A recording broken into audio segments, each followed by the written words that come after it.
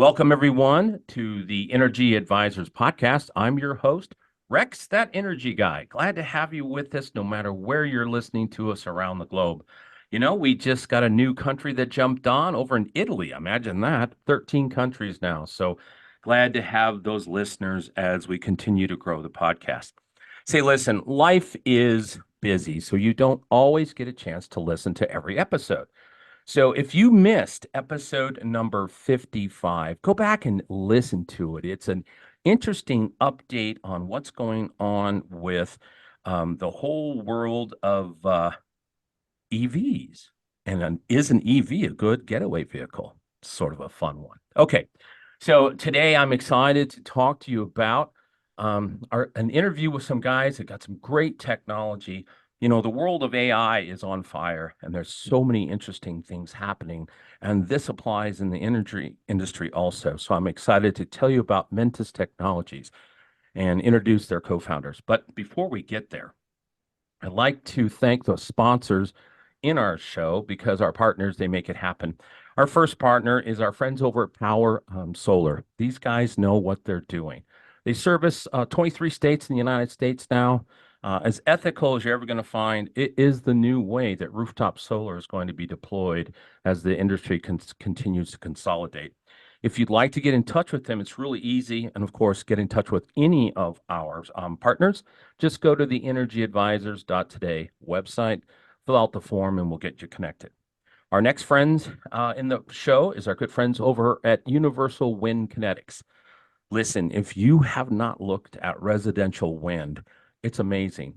Cool advancements. And I'll tell you what, these little babies can generate as much power as multiple solar panels. And if you have solar, it's an easy add-on.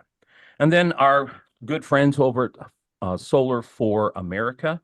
What I love about these guys is they are now manufacturing their solar panels in the United States. Now, independence around the world is important. We don't want to have all of our supply chain locked up in certain countries, and especially if those countries don't like us.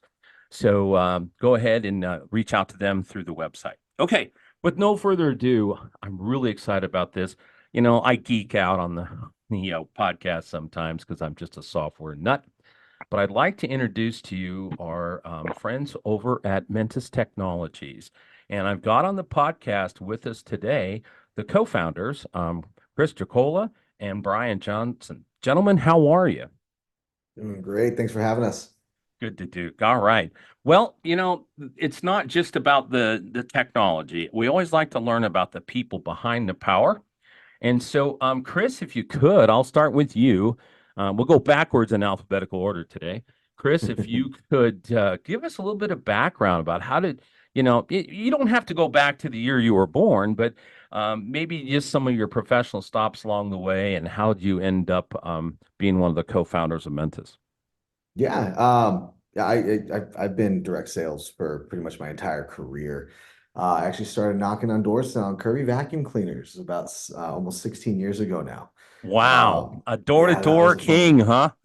Yeah, back in the day when we used to carry that vacuum door to door, and it was a good old time out in Gulfport, Mississippi, and traveled all over the Wow. place and built some franchises. And that's when I actually moved from that to solar. And I Okay. kind of bounced back and forth between solar and alarms for a couple of years. Started in solar in 2010. Really dug my heels in about 2013 and stayed in it. My first solar dealership was in 2016, and that's when Brian and I met. Was the end of 2016, and I expanded my company out to multiple territories, and I partnered with multiple installers. Worked with some installs in that time as well. And it was in 2020 when we started noticing a shift in the dynamic of how solar was being sold, Hmm. the low barrier to entries, Yep. and we realized that something needed to be in place and ready for if it took a dive, if it took a dive downwards. And that's when Brian and I really started digging our heels in on this and started developing it and shifted the company towards, well, after actually that one, we really built another one to prove concept of how some of these protocols can work. And then went all in last year when SB 293 was announced back in April of last year. Yep. Okay. Great. All right, Brian, you're up. What? Give us our audience, a little bit of background on you. Yeah, after college, I was doing some work in the construction field and on the sales side, but for me, it wasn't as exciting, and I just kept seeing solar. This was prior to 2010 at the time, Okay. but I kept, I was in the Bay Area and was seeing solar, being announced more and more, seeing it in more homes, trucks going around town and whatnot. So I was like, I got to get into that. And yeah, kind of clawed my way in, started it with one of the large companies at the time that we were helping to scale up the operation to go from a small company to one of the nation's largest companies at that time.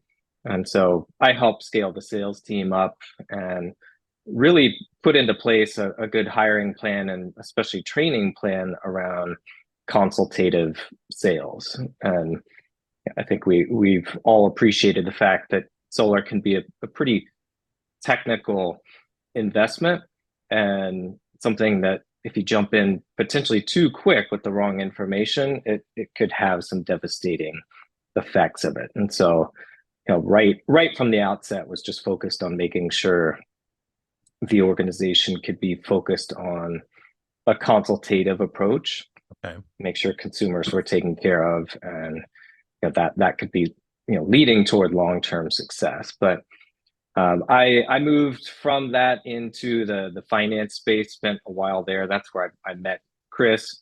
And so I was building finance programs for the industry and was starting to see firsthand some of the compliance issues and potential loopholes, or again ways that consumers could be potentially harmed, capital providers could be potentially harmed.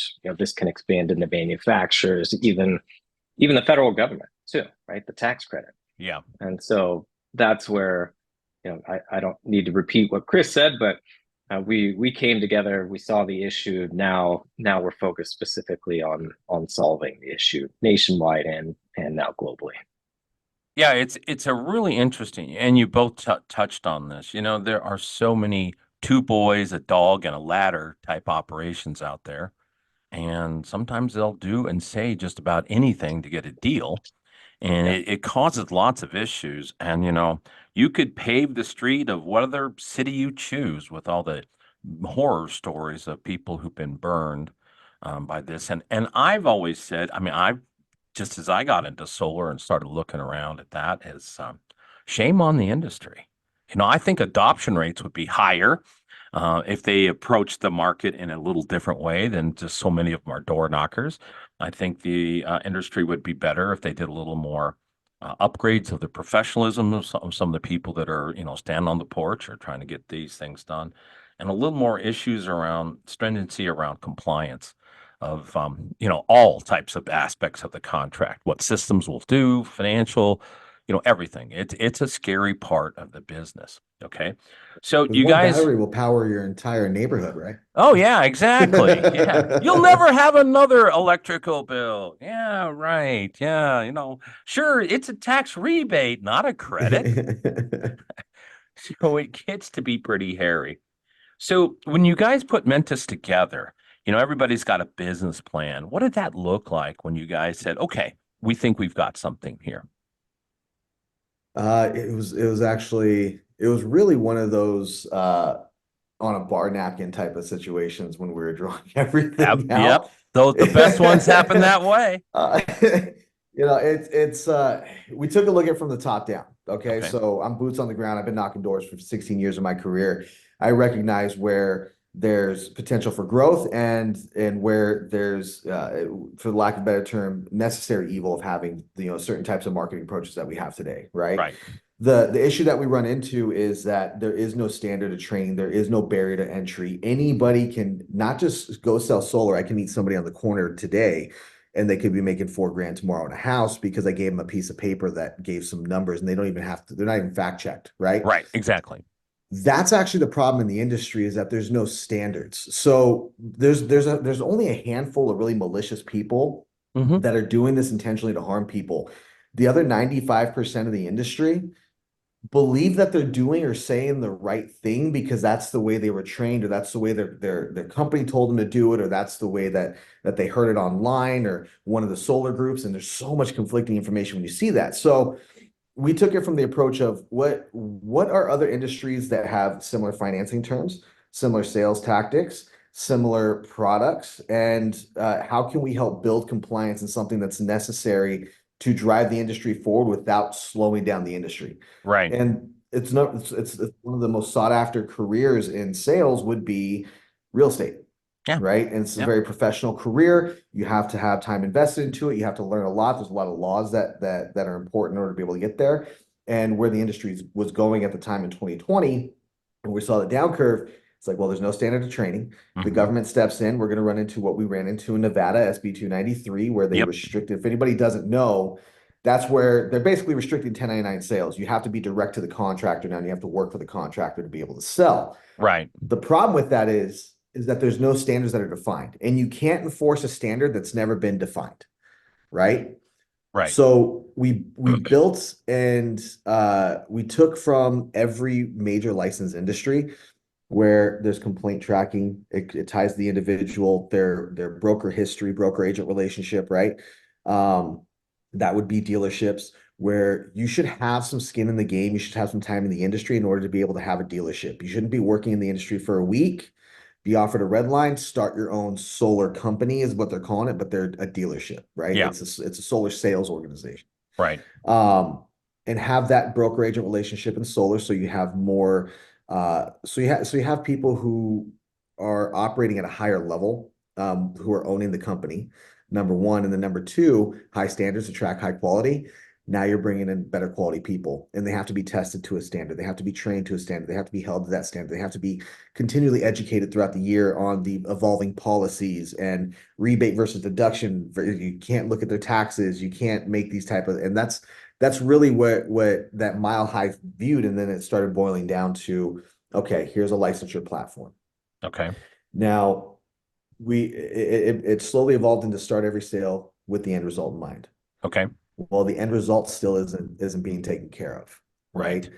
Current end result of a sale is high cancellation rates, high customer complaints, major issues and complaints directly to HEs and to the installers. My system isn't working right. I was told it was free, bad marketing. So how do we tie that together?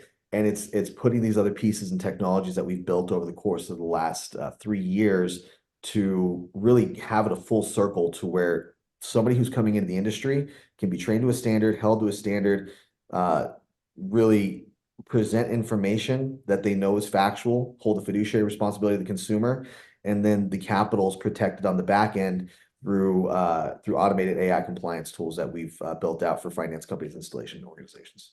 Nice. So tell our audience, who do you target your services to?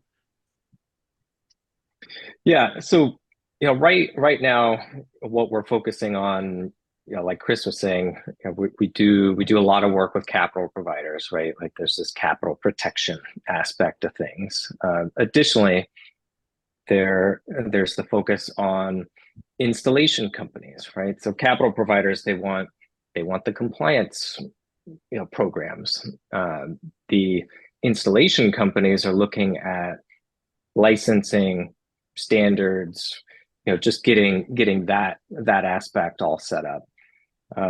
We do work even at the government level, like on lobbying, industry information, things like that. And then, most importantly too, consumers are in result, they are in consumer. And so there's an aspect where consumers can go look at somebody's license standing. They can see if somebody's got complaints filed against them. They have the peace of mind through some of these other compliance tools that, like, hey, this is thorough. They're making sure that this is validating. They're confirming this information again about tax credits, utility bills, how programs work, interest rates, things like that. So we could touch kind of all aspects of it. Mm-hmm. But there's different parts of our portfolio for different users. Well, I'm excited about this because I'll give you an example perspective. I'm a member the Colorado Solar and Storage Association, and here in Colorado, that's the association that the industry for installers and technology companies, contractors, consulting, you name it. And of the 292 members of CASA, there's about 65 members who are installers. Okay. Now, those installers, their profiles are different. You have some that are vertically integrated or EPC. You have some that are just sales organizations, and they're varying in size, all kinds of sizes there. And it's been my prediction, I've been in this tech business for a long time, and my apologize if some people get offended, but I think solar is nothing more than technology. I mean, it's just a technology you throw on your roof. I mean, when you look at the controllers, the smart panels, all the things that are going on there. And so I just look at this industry and I have concerns about it because there's just so many. There's going to have to be consolidation, to do those things. And I think some of the rigor that you folks are bringing to the table are going to help with that. And it's good. I mean, I'll give you a quick example. I'm old, okay? So I've been around for a while in tech. Um, when the PC came out, so not only just the towers and the desktops and the laptops, there were about 60 manufacturers. And so many of these companies, there were so many choices. So you had Apple over here on one side, and then you had all these companies, Everex, Gateway, Dell. There was a slew of these folks. And well, the market shook itself out. And now there's just a handful. You've got HP, Dell still cranking out there. Toshiba, they may still be doing some of that. IBM sold to Lenovo, exactly. But so what I'm trying to say is things shake out. And I think you guys are help doing that. Do you see things that way? Oh, absolutely. And we're starting to see it now. Every industry has a bubble. We Yep. saw it in cell phones where there was like 50,000 different phones that you Oh, could yeah. get, and a Yep. Nokia was definitely one. I had a brick phone. We're all old here, right? But now you essentially only have two. There's a couple of other manufacturers, but Right. it's either Apple or Samsung, and you don't go anywhere else. That's Just right. like you mentioned with computers, and it's now still basically that same way too. You have Samsung and you have Apple. There's always, as soon as that bubble pops, it's when the industry commoditizes and you start seeing it become more regulated, Right. and more regular to consumers, where consumers are more calling in than they are being approached in a direct sale. That's going to happen in solar. The problem is with the view from the consumers and from the government right now, it's actually putting a slowdown on the ability to commoditize the industry, Right. and it's really putting a stain. So we're consolidating the industry. You're seeing a lot of big companies either combining forces or going out of business this last year, but consumers reaching out hasn't increased. No, no. And that's why we saw it in alarms back in early 2000s. We were still really, really heavy door knocking. You had a million different alarm companies out there, and now you have Viv and ADT Monotronics, right? Yep. Like those are, Right. and then you have Simply Safe for a couple of the smaller for the in-home. That's the way the industry should have gone over the course of this next 10 years. Right. And you have the big three that pop up, and those are the names that are known for solar across the entire industry. That's still going to happen. The question is, will the industry actually commoditize based off the current view of solar as a scam? Everybody lies to me about it, and Yeah. it doesn't work. And that's what needs to be fixed in order to be able to make a quick course correction to get back onto an actual commoditized industry where we can maintain profits, maintain profitability in the industry, maintain the goals that a lot of these states have of, I want to get to, net zero by 2050, whatever the case may be. If you don't have consumer adoption, you don't have a No, long-term industry. no. Well, and if people take a look, if people aren't familiar with the technology lifestyle adaptation cycle, where you don't get into early majorities till you're about 16% market, Right. addressable market. And states like California have gotten there. You have in the mid 20s as far as adoption, and thanks to some of the laws they passed. Unfortunately, net metering 3.0 kind of crushed that a little bit, but in whole, if you look at the whole United States, depends on whose numbers you're looking at. 6, 7, 8% adoption rate. we're still in an early portion of the early adopters. I mean, we're not into an early majority. And I think some of the confusion in the marketplace out there actually is slowing things down. So let's talk about your different, you guys touched on several things. What area of your business is growing the fastest right now? What's the biggest demand? It's kind of hard to pinpoint one. Okay. Well, then let's And so talk about all of them. here's the reason why. So when we first started out, we were trying to monetize licensure because we left the industry. I sold my company. Yep. Brian exited all his aspects. We closed down anything involving solar installation, sales, marketing, or lead generation. We don't do any of that stuff. We can't do any of that stuff with our public benefit. That way we can be third party non-biased, right? There was zero adoption for licensure at that time because no sales rep wanted to volunteer to pay for a license. No company wanted to force their sales reps to pay for a license, even though it was only like $30. Right. So we started transitioning in that. Now we have installation sponsors where, it's like, I'm just going to require it. Great. Then we're not going to go ahead and we're not going to charge. There's no cost for the license if your installer requires it. Right. That's called a sponsorship.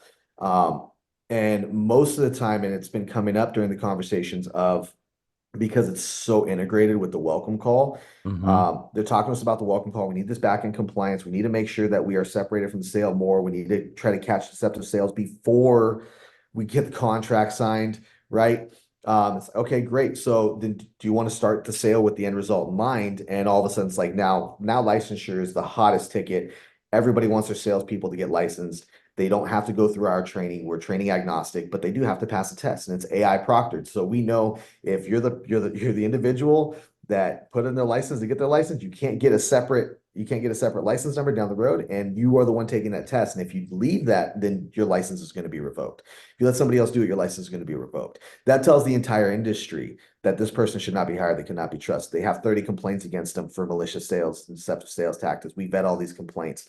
So when we thought it was just that our welcome call was taking off like crazy, all of a sudden the licensure aspect popped up at the exact same moment. Exact same time. Yeah. And yeah, so it's both of those things. And we have a couple other, little technologies, but it's really that welcome call and then getting these salespeople licensed, getting dealers licensed and having that trackability as well. So they can installers don't have to worry about pipelines getting stolen if they jump from company to company anymore. Sure. And same thing from the salesperson at the dealer level.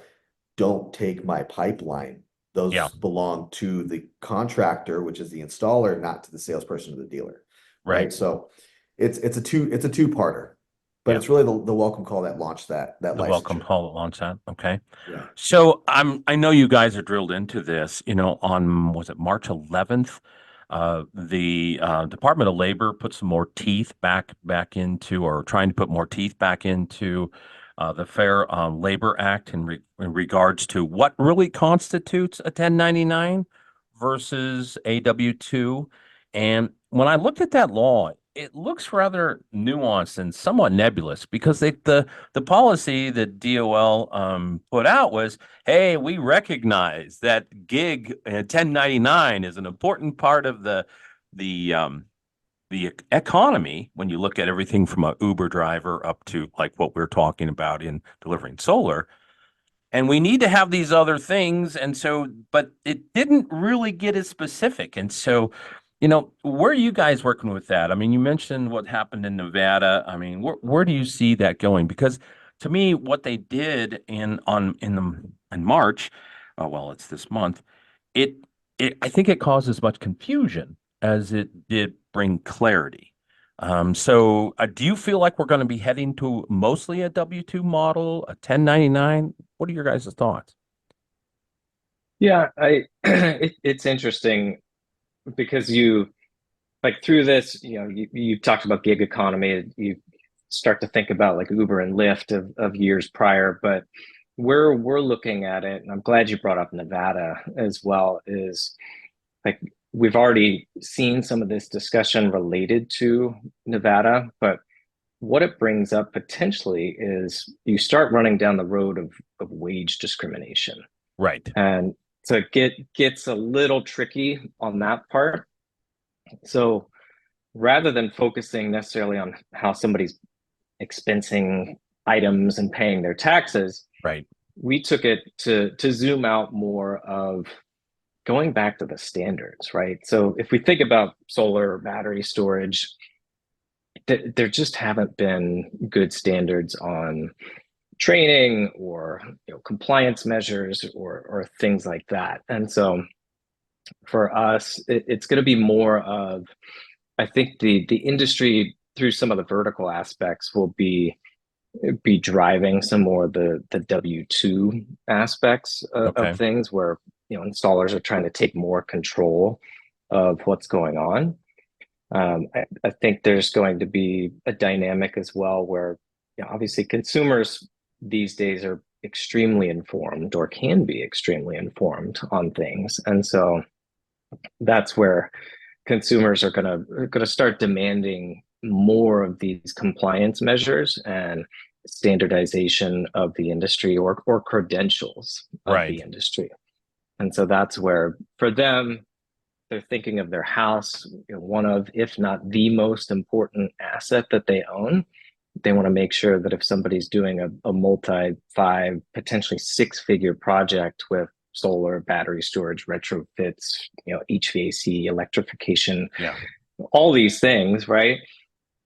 Make sure that those folks are credentialed. They're held to a standard. They've got some skin in the game. There's potential recourse for them if something goes awry. So that'll push towards some of the commoditization, but it's the credential and standards that consumers are rightfully more focused on rather than somebody's tax basis. Yeah. I get that too, because the most important thing is, are we protecting the people who are actually paying for this industry?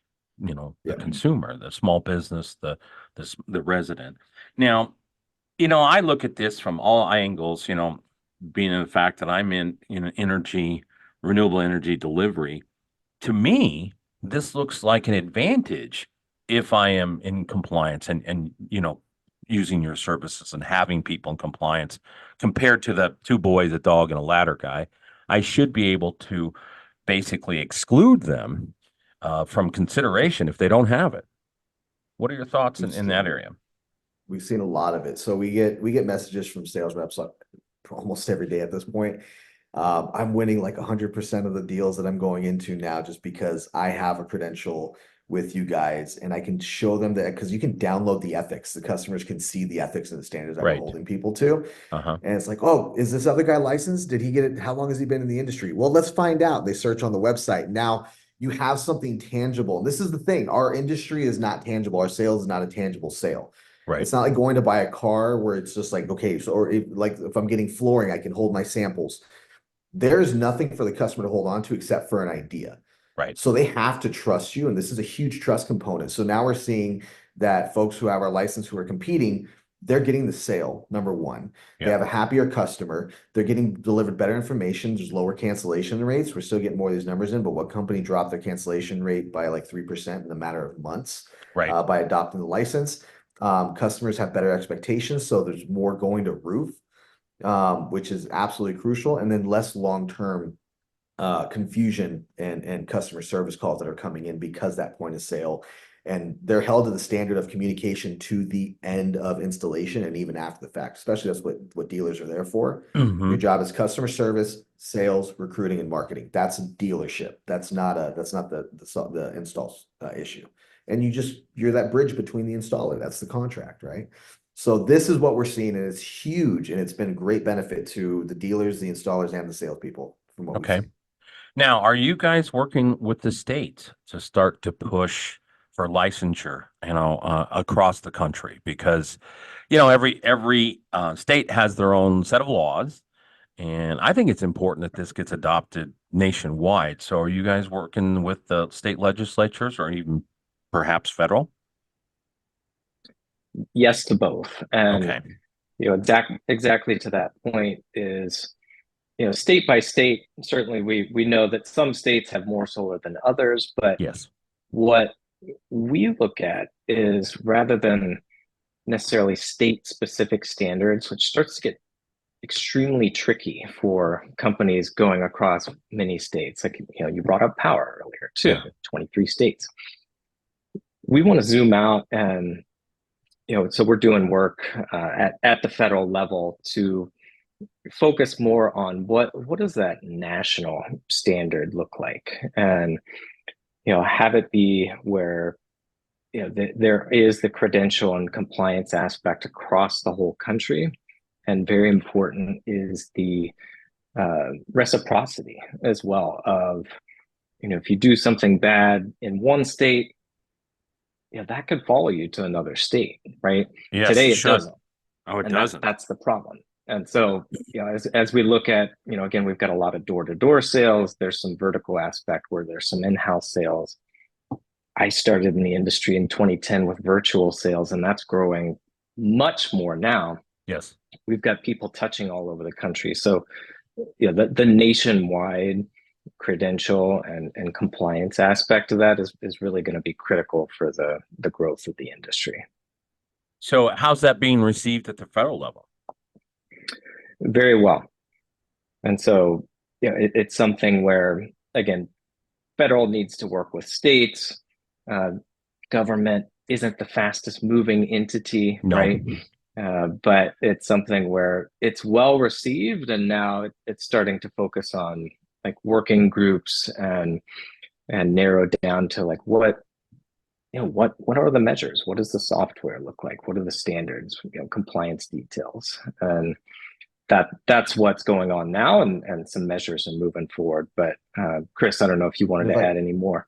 Yeah, so it's important to understand that a lot of these legislators have no idea how solar works and how the industry has grown to what it has.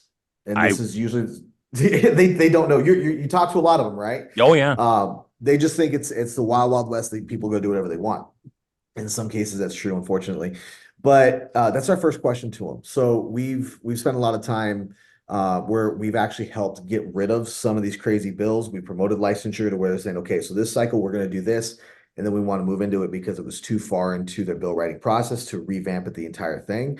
Other states, we've tried to keep them out completely from doing it because it was the wrong approach on how they were going to do licensure, and then try to group it up underneath like real estate, which would abolish solar from that entire state basically until realtors got up to board, right? Right. So it's trying to find that balance. So the first question we ask any legislator, any regulator that we talk to is, do you understand how the industry works and how it got to what it is today? And if they don't, then we explain and we tell them how it works. And once they get that, well, it's not going to be tackled in one session. This is going to be a multi-session. Yeah.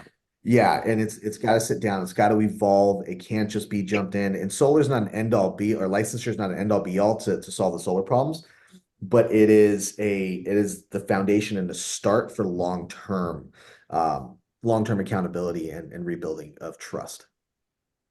No, I'll applaud you guys on this because it's such a needed thing. So, all right, I'm going to skip over to the other side of this a little bit. We've talked a little bit about the providers and licensing there.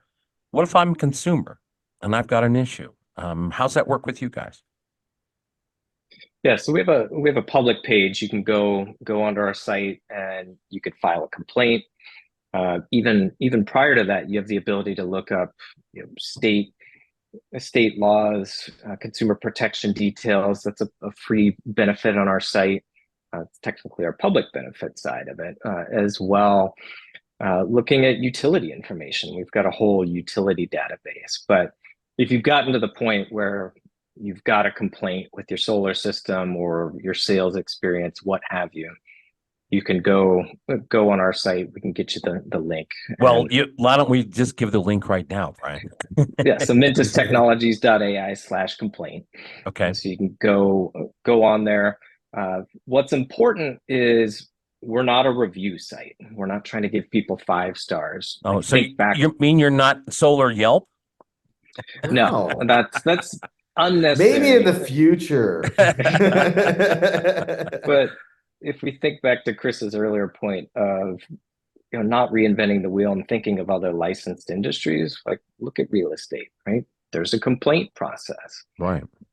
No need to reinvent that wheel. So similar type of model where you can, as a consumer, you can go on a public forum, file that complaint. For us, that complaint gets vetted. And so it's not just something where anybody can put something in there and have it go public. supporting information is required. Our team will vet it with that client and confirm, like, yes, that is a valid complaint. We can help you get some sort of resolution and work through that process. And at the same time, let other parties be aware. Like, say if it was a sales problem, we want that installer to be aware of, like, hey, you've got some malicious activity going on. This could go against your license. You should get involved as well. And so It goes back to it's that maybe 80-20 rule. Because like if look at all the major installers that have complaints against them or have bad reviews, most of those are sales related problems that the installer knew Yes. nothing about because the sales group stopped answering the phone call, or the salesperson is no longer with the company and he didn't refer him to who he should have referred him to, right?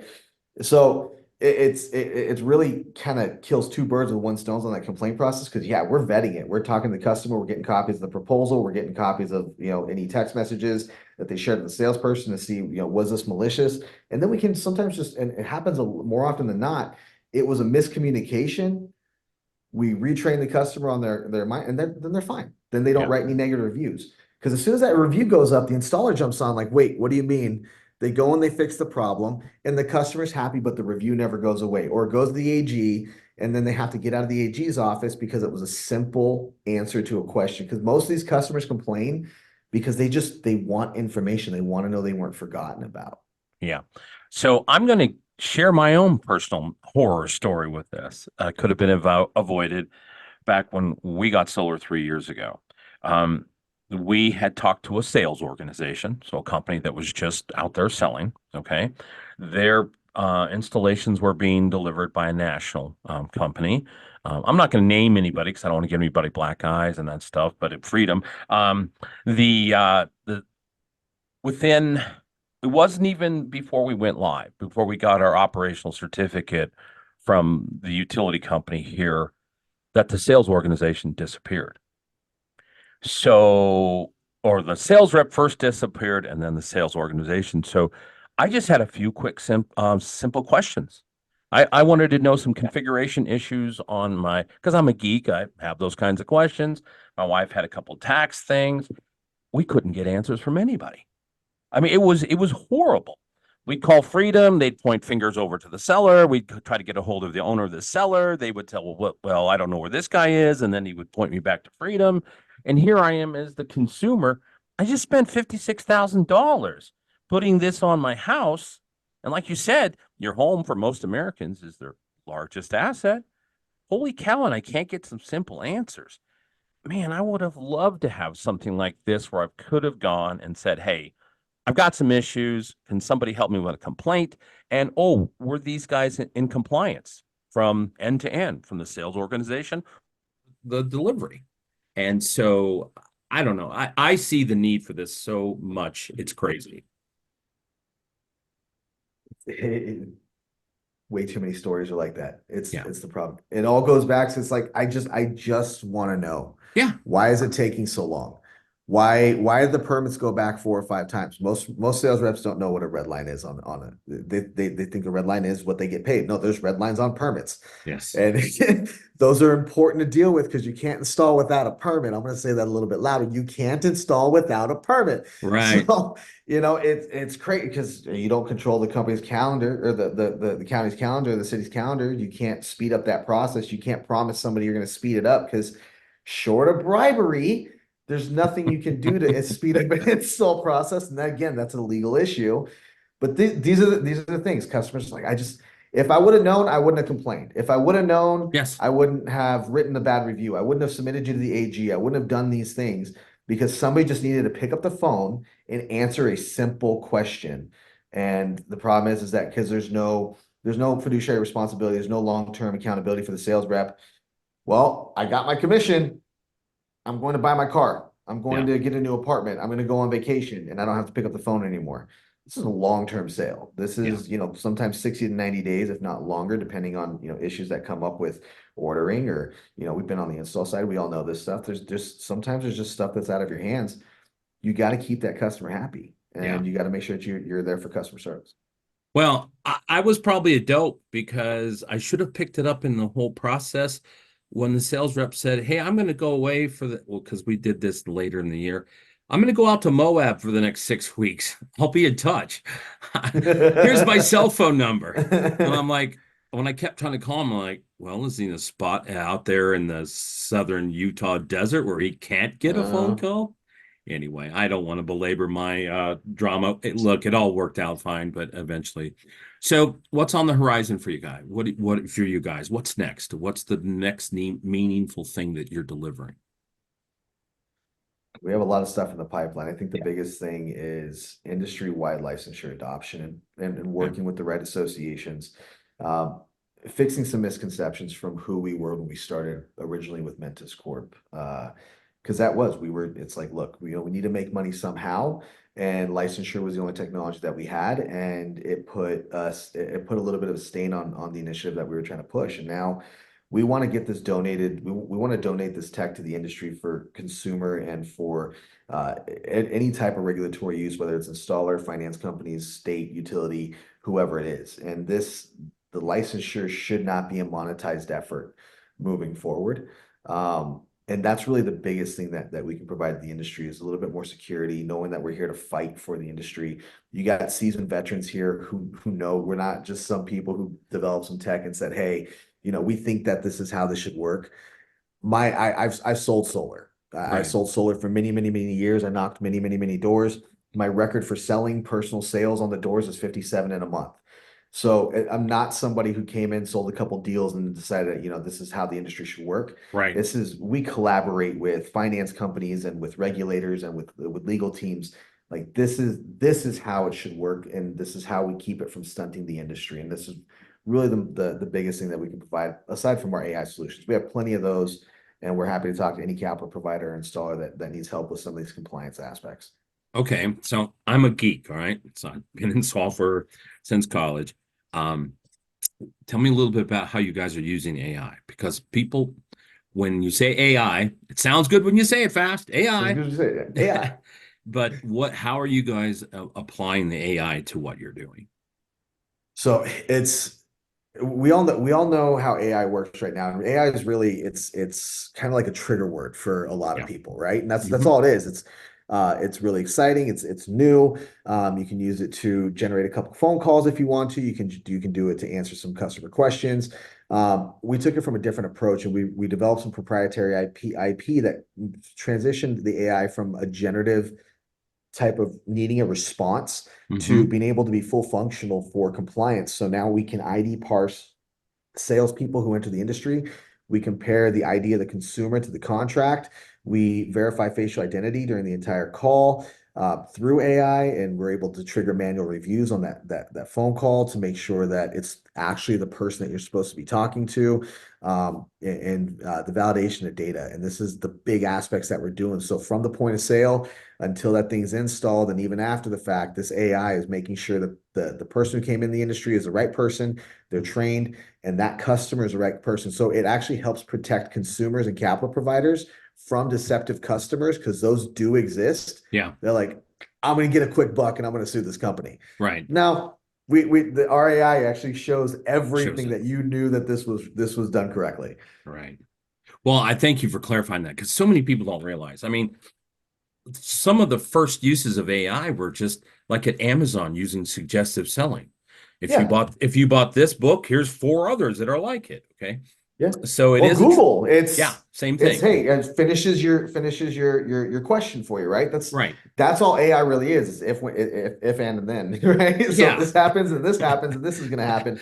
So what we really have to do is apply a lot of these win features. And the problem is that AI is very fragmented in a lot of these languages. They don't talk Yes, to each other, exactly. right? So it's like, okay, cool. I got this platform to create some training videos. I got this one to talk to customers. I got this, and you get portal lag. It's no. So what RIP does, and we're developing our own proprietary languages as well. But the cool thing that ours does is everything lives in one, and then we API it back to your platform. So you don't have to worry about creating any of this stuff for your compliance. Right. It's all done.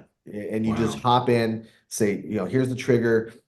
So now I don't have portal lag. I don't have 50 different portals that I have to jump into in order to be able to use some type of functional AI where it's creating a script for me and then going to create a video and then going to go push it out to consumers. We have some of that stuff on the horizon, which is fantastic. But this compliance aspect of it, there's way too many lawsuits that are happening that could have been avoided.